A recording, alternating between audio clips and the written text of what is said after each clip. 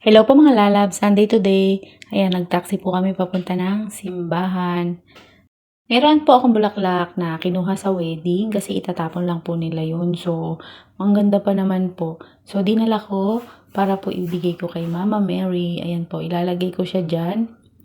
Parang pinakaalay.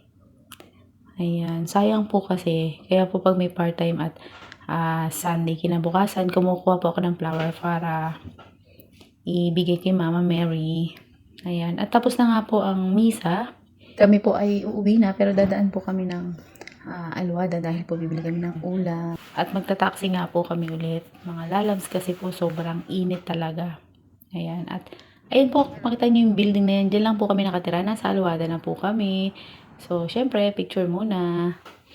At papasok po kami muna sa Alwada para bumili kami ng ulam namin. Ayan. So, opposite lang po yung bahay namin sa Alwada. Kaya po, dumadaan na po kami dyan para bumili ng ulam. So, ayan po. May pag-gloves ang, ang supermarket para makapamili ka ng isda.